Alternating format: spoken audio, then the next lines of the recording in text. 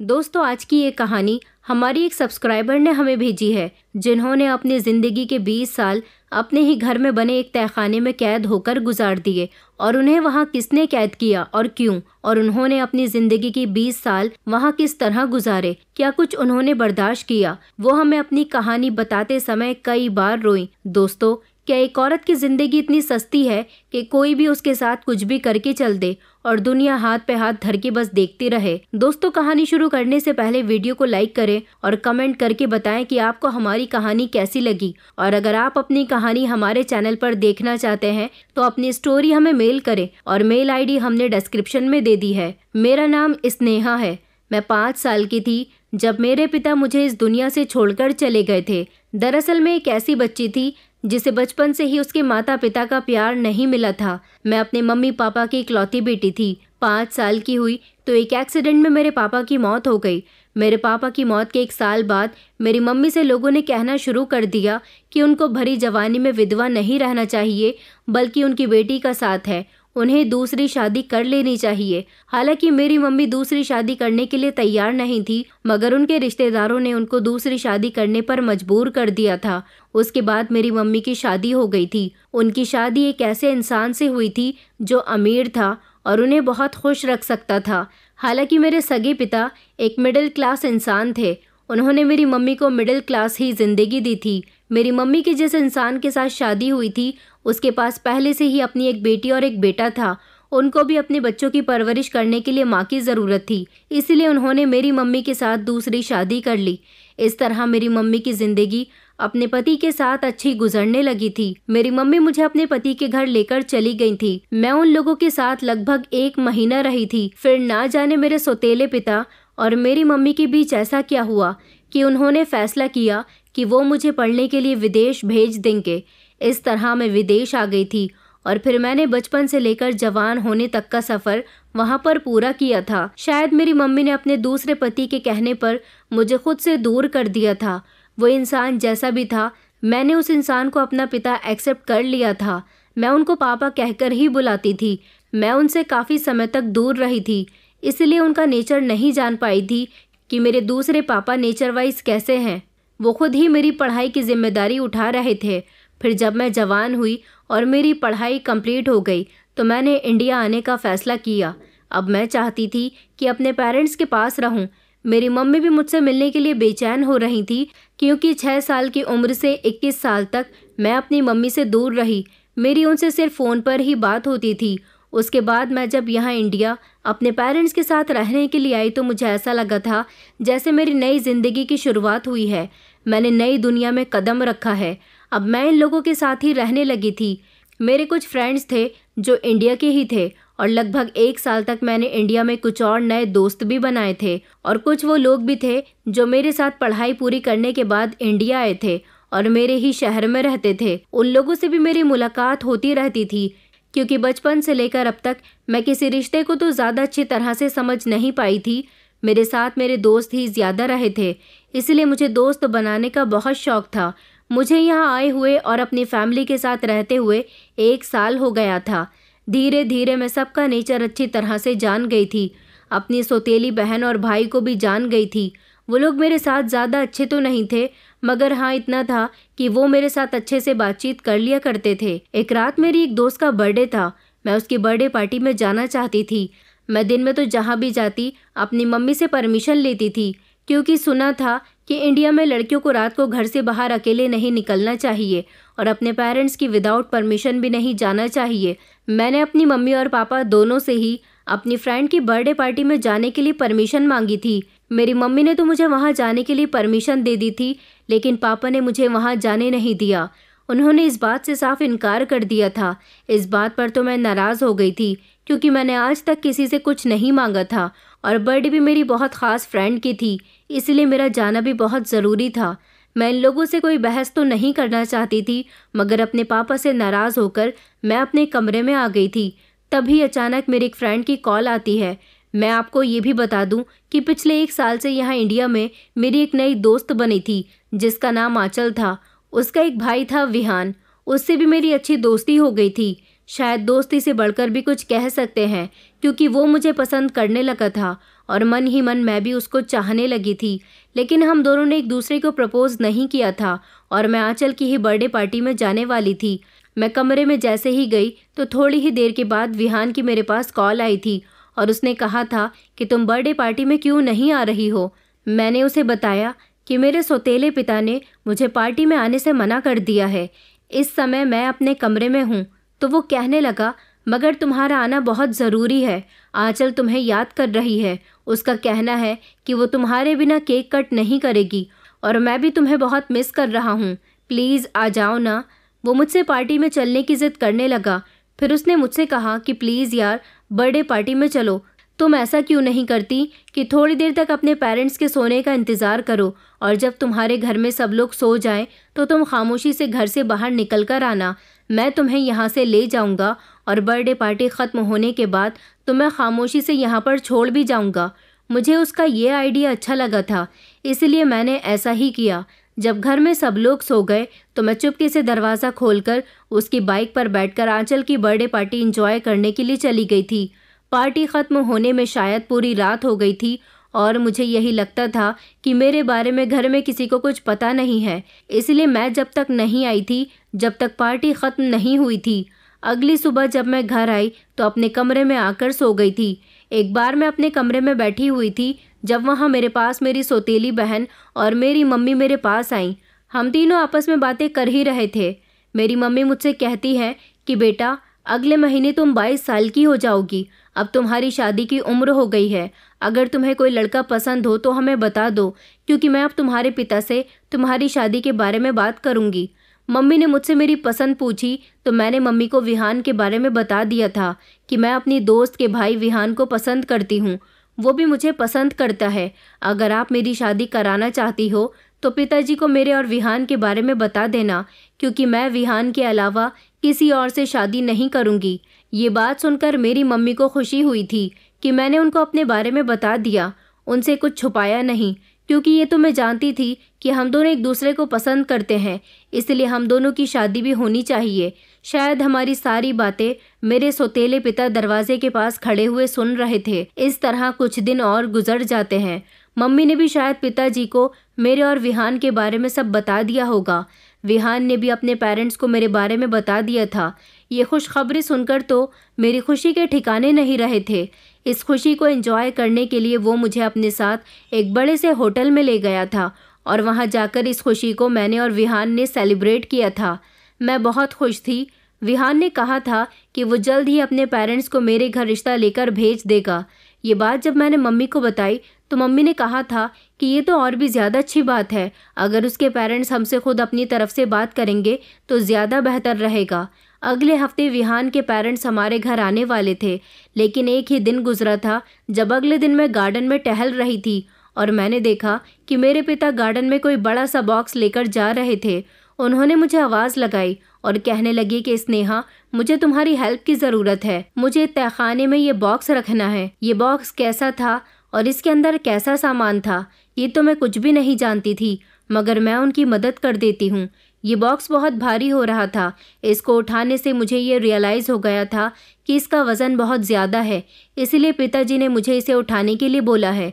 फ़िलहाल वो बॉक्स लेकर हम लोग तहखाने की तरफ जाने लगे थे और फिर जब हम लोग तहखाने में पूरी तरह से पहुंच गए तो थोड़ी देर के लिए मैंने पिता से उस बॉक्स को वहीं रखने के लिए कहा था, क्योंकि मैं भी इतना वज़न उठाकर अब थक गई थी। मुझे खुलकर सांस लेनी थी। 20-25 सेकंड रिलैक्स करने के बाद मैंने और पिताजी ने फिर से उस बॉक्स को उठाया और हम दोनों अंदर की तरफ जाने लगे।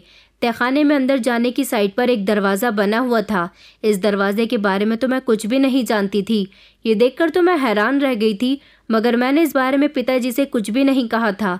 मैं खामोश थी और पिताजी के साथ उस कमरे के अंदर वो बॉक्स लेकर चली गई थी। जैसे ही मैंने और पिताजी ने मिलकर उस बॉक्स को ज़मीन पर रखा, इतने में मैं अपने बाल चेहरे से हटाने लगी। अभी लगभग 10 सेकंड ही गुजरे होंगे। मैंने देखा कि पिताजी बॉक्स रखते ही वहाँ से जाने लगे थे और उन्होंने उस कमरे का दरवाज़ा झट से बंद कर दिया। ये देखकर तो मेरे होश उड़ गए थे कि पिताजी मुझे यहाँ बंद करके कहाँ जा रहे हैं। अभी मैं कुछ सोचने समझने काबिल न थी।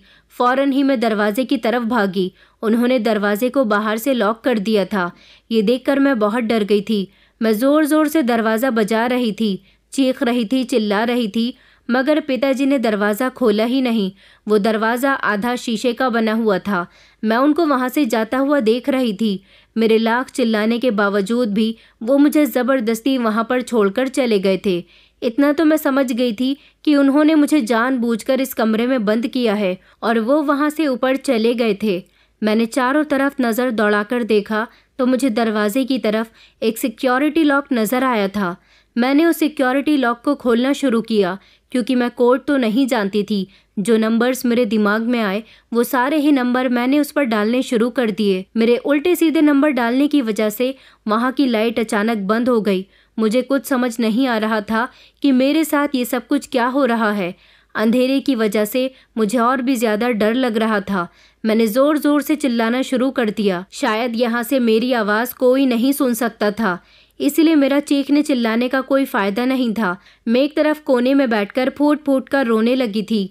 थोड़ी देर बाद फिर से मैं उठी और मैंने ज़ोर ज़ोर से चीखना शुरू कर दिया। यही सोचा कि शायद कोई मेरी आवाज़ सुन ले और मुझे यहाँ से निकाल ले, क्योंकि जिस जगह पर मैं मौजूद थी उस जगह के ऊपर ही मेरे पिता का स्टडी रूम बना हुआ था।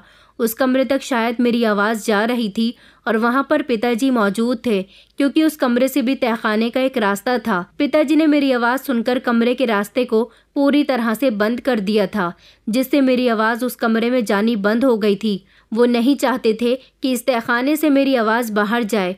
वो मेरे पिता का पर्सनल स्टडी रूम था। उस कमरे में किसी को भी जाने की परमिशन नहीं थी।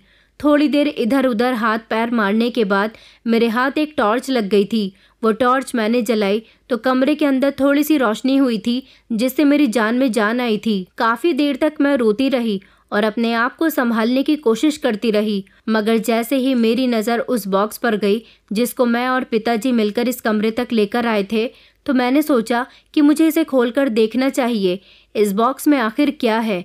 लेकिन जैसे ही मैंने इस बॉक्स को खोलकर देखा तो मेरी आंखें फटी की फटी रह गई थी, क्योंकि इस बॉक्स के अंदर मेरा सारा ज़रूरत का सामान था। मेरे कपड़े, मेरी टॉवल, थोड़ा सा खाने पीने का सामान, मेरा टेडी बियर, मेरी फेवरेट बुक्स और मेरी ज्वेलरी वगैरह। मैं इस तहखाने के अंदर अपना दम घुटता हुआ महसूस कर रही थी।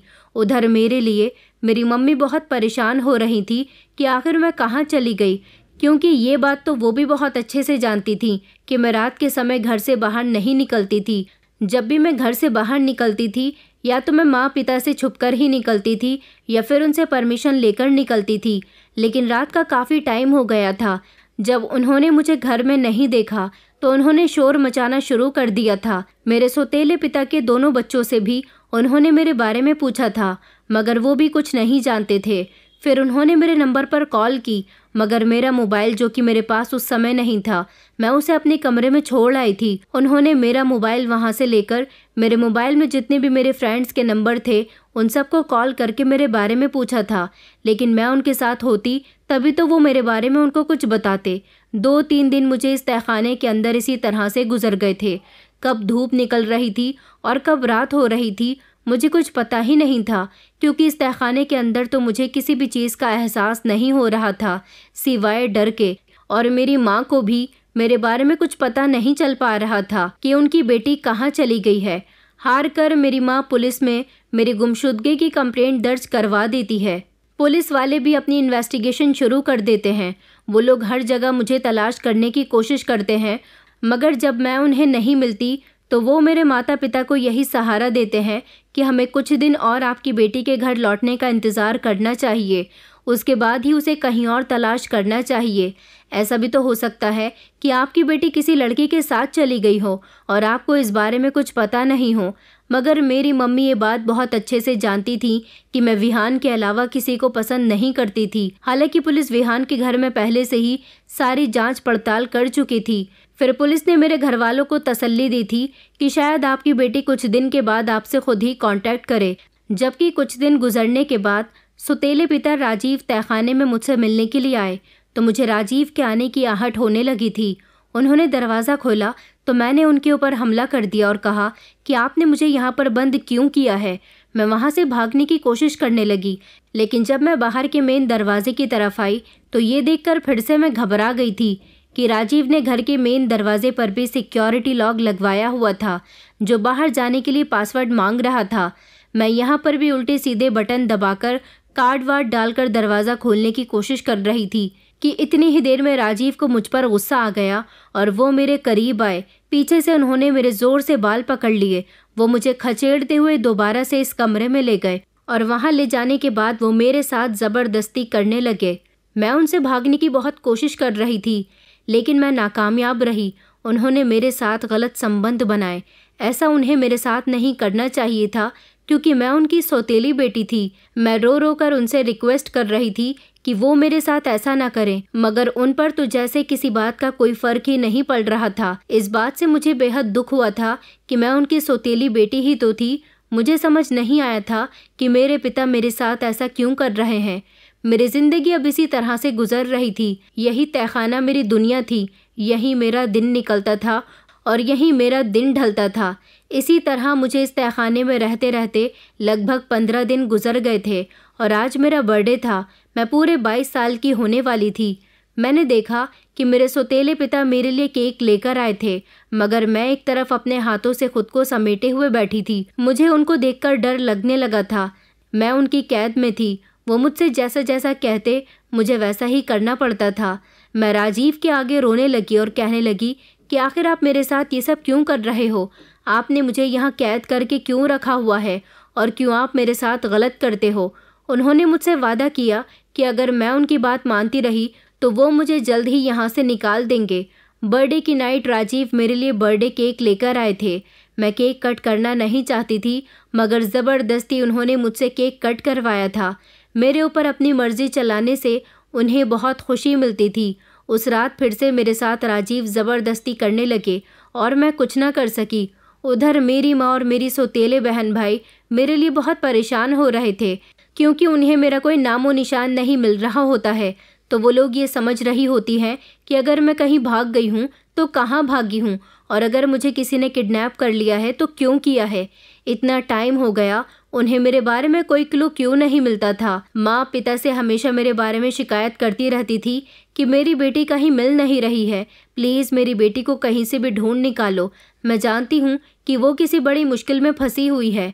राजीव ने उनसे कहा था कि तुम्हारी बेटी बहुत चालाक है, ज़रूर वो किसी लड़के के अफेयर में है। वैसे भी उसने तुम्हें बताया तो था कि वो किसी लड़के से प्यार करती है, ज़रूर वो उसके साथ ही भाग गई होगी।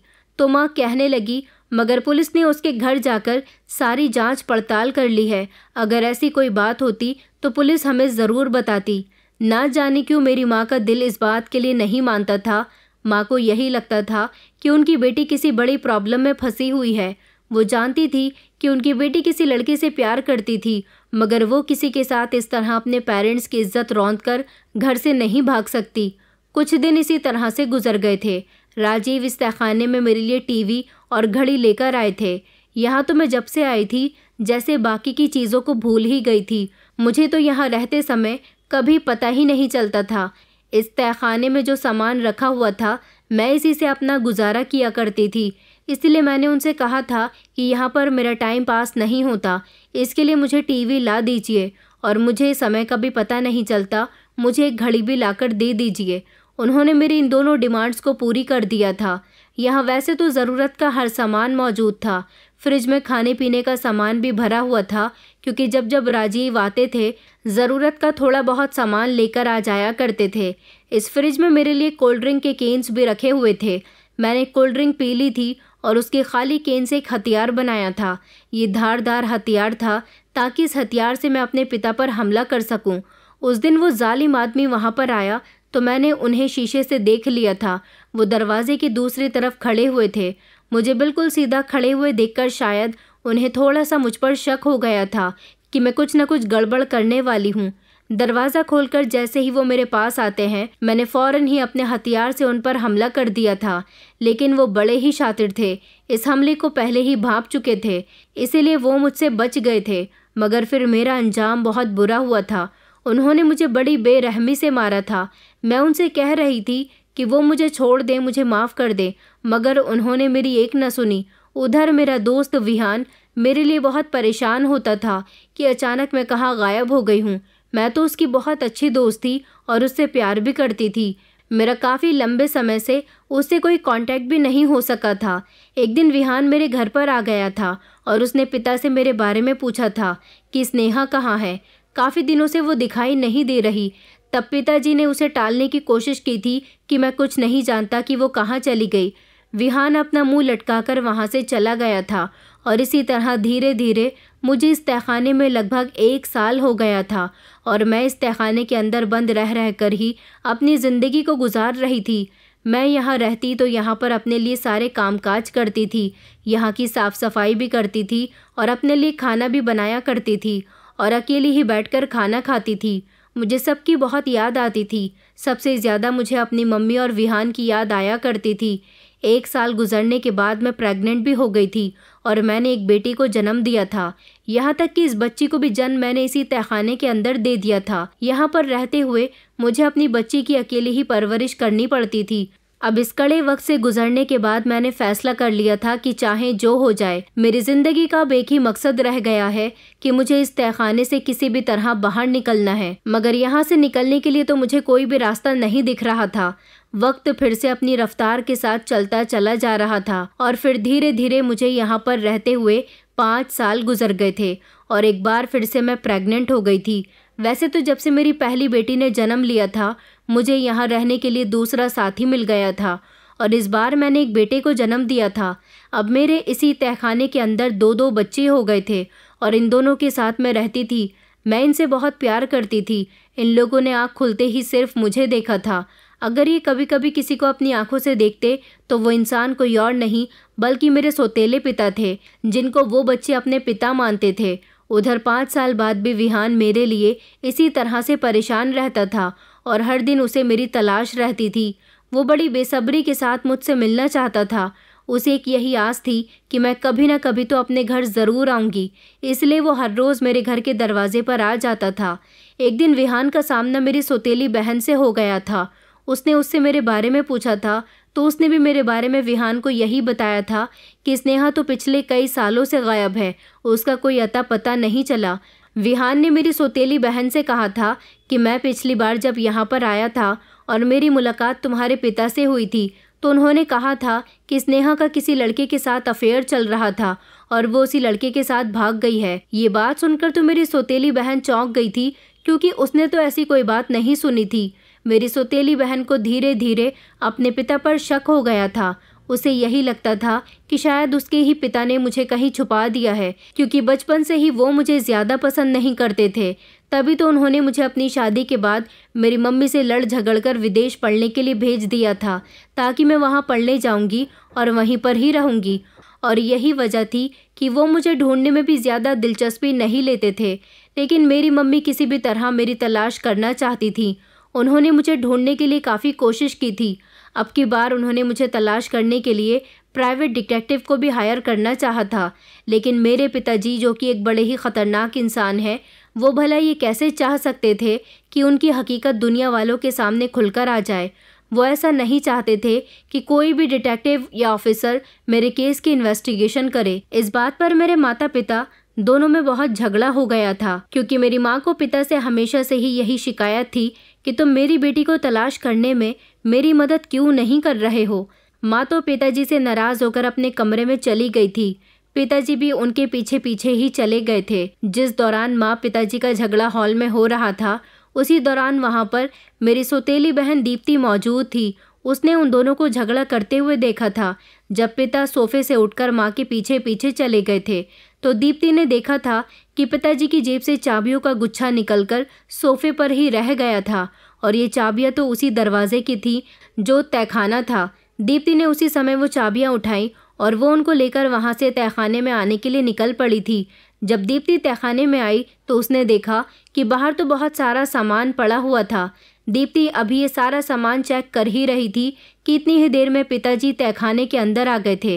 दीप्ति को ये नहीं पता था कि इसी तहखाने में खुफिया कमरा बना हुआ है जिसमें मैं अपनी ज़िंदगी गुजार रही थी। पिताजी ने उसे वहाँ पर देखा तो वो बहुत घबरा गई थी और उसे वहाँ से जाने के लिए कहा था।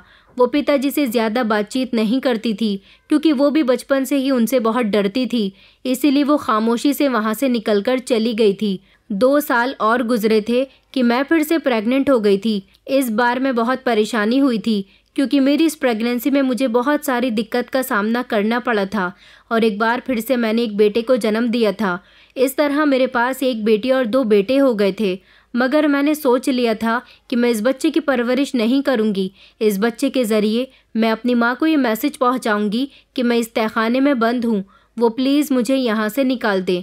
ऐसा करने के लिए मुझे बड़ी प्लानिंग के मुताबिक चलना था क्योंकि मेरे पिता बहुत ही चालाक थे। वो जब मेरे पास आए तो मैंने उनसे प्यार भरी बातें करनी शुरू कर दी ताकि वो मेरी बातों में आसानी से आ सकें। मैंने राजीव से कहा कि मैं नहीं चाहती कि मेरा बेटा यहाँ इस अंधेरे में बड़ा हो। पहले ही 2 बच्चों को मैं इस अंधेर भरी दुनिया में पाल चुकी हूँ, मगर आप इस बच्चे पर रहम करो, इसे यहाँ से निकाल दो। मैं चाहती हूँ कि आप इसे बड़ा करें। राजीव मेरी बात सुनकर चौंक गए थे और कहने लगे कि मैं हरगिज़ भी ऐसा नहीं करूँगा। मैंने कहा, राजीव प्लीज़ इस बच्चे को इस घुटन भरी जगह से निकालकर मेरी माँ के पास ले जाओ, वो इस बच्चे की परवरिश कर लेंगी। न जाने राजीव के दिमाग में उस समय क्या आइडिया आया था। वो मेरे बेटे को उठाकर बाहर ले आए थे। शायद अब की बार भी वो अपनी चालाकी इस्तेमाल करना चाहते थे, मगर उनकी चालाकी इस्तेमाल होने से पहले ही मैंने अपना खेल खेलना शुरू कर दिया था।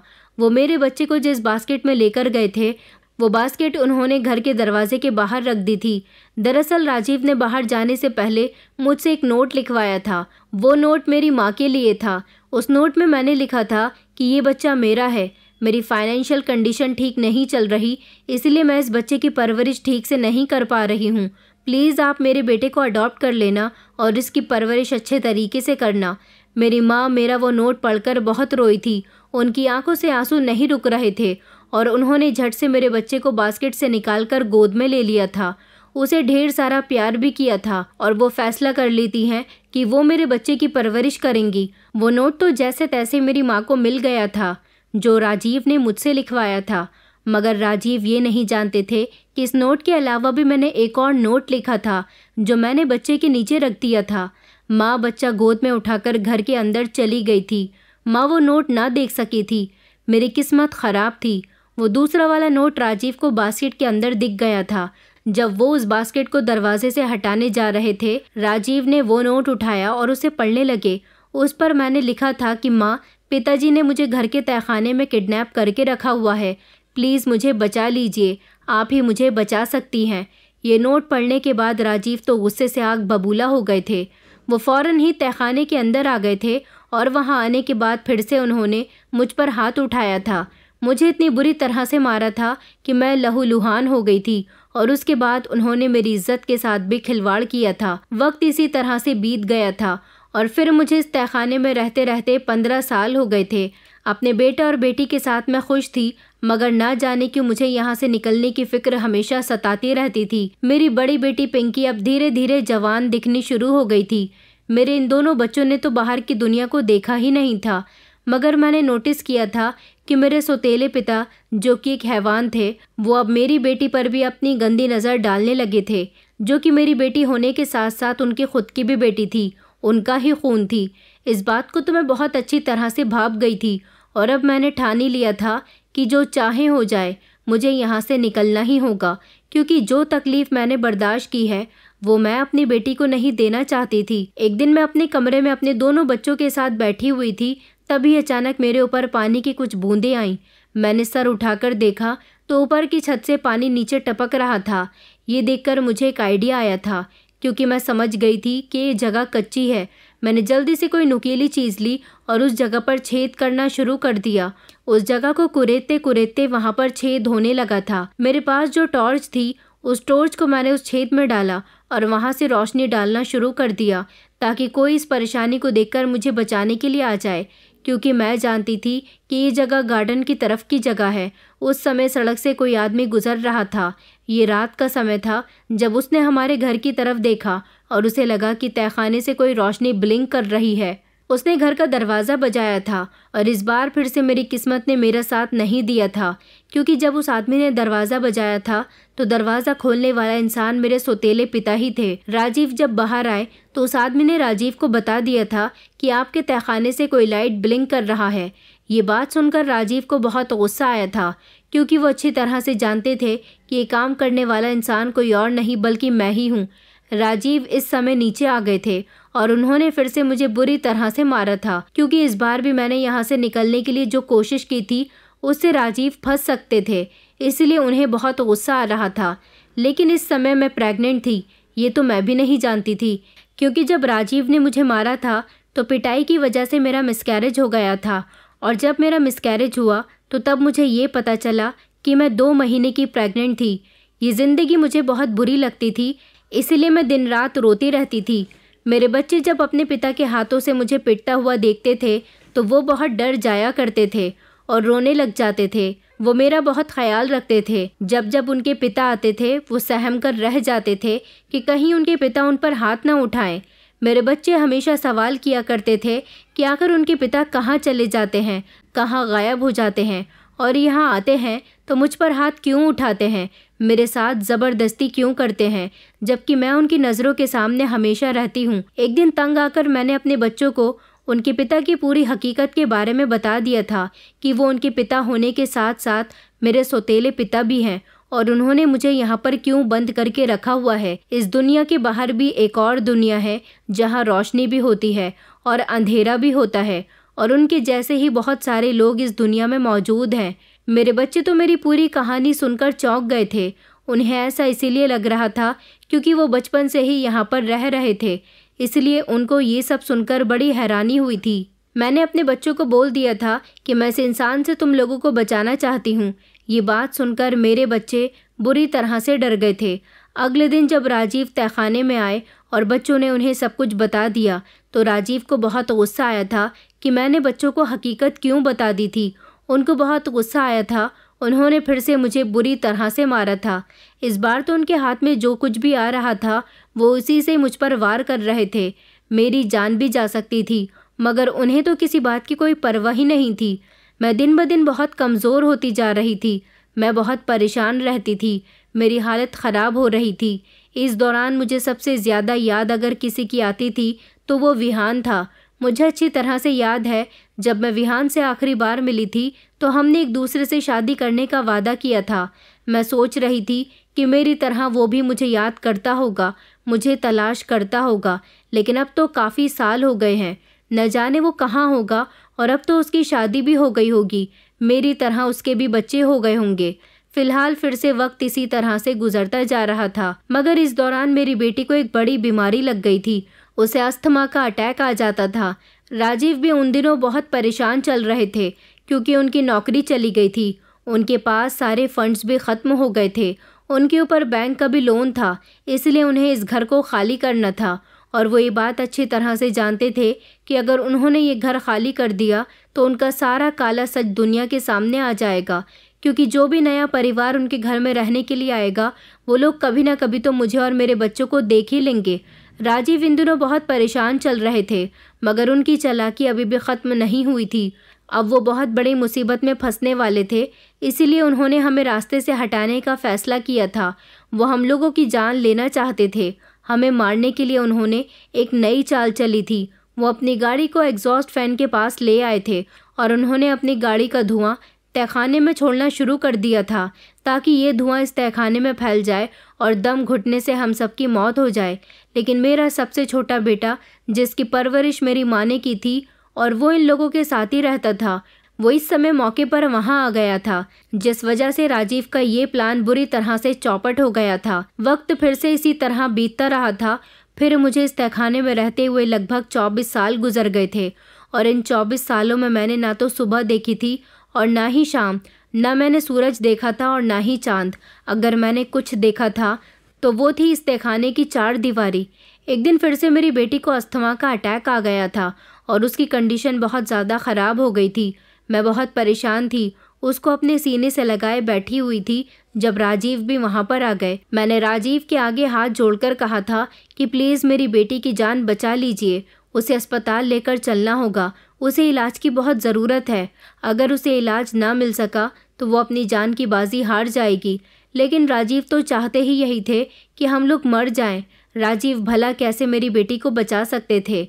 उनका कहना यही था कि अगर उसका इलाज अस्पताल में होगा तो तुम लोगों को यहाँ से बाहर निकलना होगा, और मैं किसी भी हाल में तुम में से किसी को भी यहाँ से बाहर नहीं निकालना चाहता। मैं तुम्हें यहाँ से बाहर जाने की परमिशन नहीं दूंगा। लेकिन मेरी बेटी तकलीफ से तड़प रही थी और वो धीरे धीरे बेहोश होने लगी थी। राजीव उसके करीब जाकर बैठ गए तो उसे बड़ी घूर घूर कर देख रहे थे, क्योंकि मेरी बेटी की कंडीशन बिल्कुल मरने वाली हो गई थी। मैं फूट फूट कर रो रही थी और राजीव से हाथ जोड़कर कहने लगी कि मैंने सारी ज़िंदगी आपसे कुछ नहीं मांगा, प्लीज़ मेरी बेटी का इलाज करवा दीजिए, उसे बचा लीजिए। शायद राजीव को भी अब ऐसा ही लगने लगा था कि मेरी बेटी ज़्यादा दिन की मेहमान नहीं है, इसलिए उनके दिल में रहम आ गया था। उन्होंने कहा था कि सिर्फ तुम और तुम्हारी बेटी ही यहाँ से बाहर निकल सकती हैं, इसके अलावा कोई और नहीं। मैं इस बात पर भी राज़ी हो गई थी, क्योंकि मुझे इस समय अपनी बेटी का जैसे तैसे इलाज करवाना था, उसकी जान को बचाना था। मैं अपनी बेटी को उठाकर तहखाने से निकल आई थी और अब पूरे 24 साल बाद मैंने बाहर की दुनिया को देखा था। ये सब देखकर मेरी आंखों में आंसू आ गए थे। मैं अपनी बेटी को लेकर राजीव के साथ अस्पताल चली गई थी। अस्पताल में नर्स ने मुझे रिसेप्शन पर रोक लिया था और उसने मुझे एक फॉर्म फिल करने के लिए दिया था। अभी राजीव अस्पताल की बाकी और फॉर्मेलिटीज़ पूरी कर रहे थे और मैं फॉर्म पर साइन करने के लिए जा रही थी। तभी मुझे एक आइडिया आया। पास ही रिसेप्शन के काउंटर पर एक पानी का भरा हुआ ग्लास रखा था। मैंने उस पर हाथ मारा तो फॉर्म पूरी तरह से भीग गया था। मैंने राजीव से कहा कि राजीव, ये फॉर्मेलिटी मैं पूरी करती हूँ, फॉर्म पर पानी गिर गया है, आप दूसरा फॉर्म लेकर आ जाइए। राजीव दूसरा फॉर्म लेने के लिए चले गए थे। इतनी ही देर में मैं लड़खड़ाती हुई जैसे तैसे डॉक्टर तक पहुंची थी। मेरी कुछ समझ में नहीं आया था। मैं झट से डॉक्टर के गले लग गई थी, जबकि उसके केबिन में कुछ पेशेंट भी बैठे हुए थे। डॉक्टर भी मुझे देखकर घबरा गई थी कि मैं बिना परमिशन उसके केबिन में कैसे घुस आई और इस तरह उसे गले क्यों लगा लिया। मैंने रोते हुए डॉक्टर से कहा था कि प्लीज़ डॉक्टर, मुझे बचा लीजिए। मैं उनको अभी कुछ बताने की कोशिश ही कर रही थी कि इतनी ही देर में राजीव मुझे ढूंढते हुए डॉक्टर के केबिन तक आ गए थे और उन्होंने मुझे डॉक्टर के गले लगे हुए देख लिया था। राजीव मुझे वहाँ से ले जाने की कोशिश कर रहे थे, मगर मैं इतने सारे लोगों के सामने राजीव की बात मानने के लिए तैयार नहीं हुई। वहाँ पर शोर शराबा हो गया था। मैं ज़ोर ज़ोर से रो रही थी। मेरे शोर शराबे से वहाँ पर पुलिस इंस्पेक्टर और वहाँ के गार्ड्स भी आ गए थे। मैंने उन लोगों के सामने अपने पिता की पूरी हकीकत को बयां कर दिया था। राजीव ने जब ये देखा कि मैं उनकी सच्चाई वहाँ पर बैठे हुए लोग, पुलिस गार्ड्स और डॉक्टर को बता चुकी हूँ, तो राजीव वहाँ से भागने की कोशिश कर रहे थे। जब वहाँ की पुलिस ने उन्हें झट से पकड़ लिया और फिर पुलिस ने जब राजीव पर सख्ती की तो मजबूरन राजीव को भी अपना सारा सच पुलिस को बताना पड़ गया था और इस तरह मैं बचने में कामयाब रही, क्योंकि मैंने वहाँ पर बैठे हुए लोगों को अपने पिता की हकीकत के बारे में बता दिया था कि इस इंसान ने किस तरह मुझे पिछले 24 सालों से घर के तहखाने में बंद करके रखा है। मैंने पुलिस को बता दिया था कि अगर आप लोगों को मेरी बात पर यकीन नहीं आता तो वहाँ पर मेरा एक बेटा अभी भी मौजूद है। पुलिस वालों ने राजीव को अरेस्ट कर लिया था। मेरी बेटी का ट्रीटमेंट भी अस्पताल वालों ने शुरू कर दिया था और इधर इस केस की इन्वेस्टिगेशन शुरू हो गई थी। जब तहखाने में देखा गया तो वहाँ से मेरा बेटा बरामद हुआ था और ये सारी सच्चाई दुनिया वालों के सामने खुलकर आ गई थी। माँ को भी पता चल गया था कि उनके पति ने उनकी बेटी के साथ क्या क्या किया है। मेरा बेटा जब उसे तहखाने से बाहर निकाला तो उसको एक अजीब सी बेचैनी हो रही थी, क्योंकि अपनी ज़िंदगी में पहली बार वो खुले आसमान के सामने आया था। और मेरी बेटी भी। मेरी माँ हम लोगों से मिलकर बहुत रोई थी।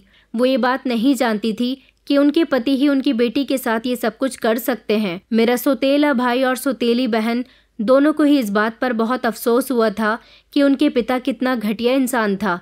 जब उन लोगों ने मुझे और मेरे बच्चों को देखा था तो वो पूरी तरह से शॉक्ड रह गए थे।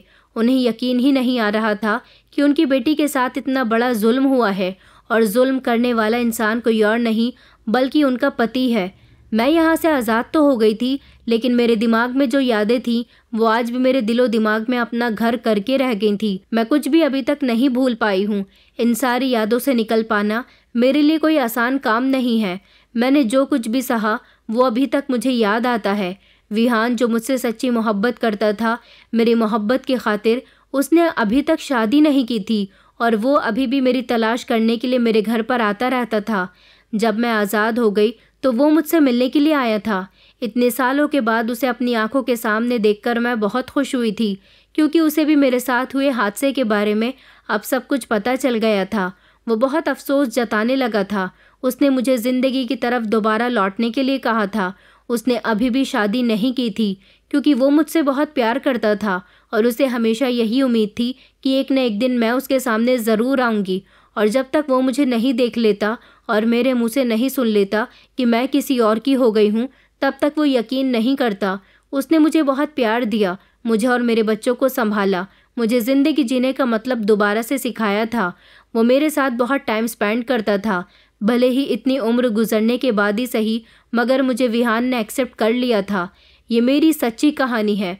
मुझे भी पूरे 24 साल बाद आज़ादी मिली थी, इसलिए मैं अपनी आज़ादी का जश्न कभी कभी मना लेती हूँ। आप लोगों को मेरी ये कहानी कैसे लगी, मुझे ये ज़रूर बताइएगा। अब तो मैं विहान की पत्नी हूँ, वो मेरे बच्चों की मेरे साथ मिलकर परवरिश कर रहा है, मगर क्या जो मेरे सौतेले पिता ने मेरे साथ किया वो सही था, ये मुझे ज़रूर बताइएगा। दोस्तों, उम्मीद करती हूँ आपको हमारी कहानी पसंद आई होगी। कहानी पसंद आई है तो वीडियो को लाइक करें, चैनल पर नए हैं तो चैनल को सब्सक्राइब करें और हाँ, नोटिफिकेशन बेल को ज़रूर दबाएं ताकि अगली अपडेट सबसे पहले आपको मिले।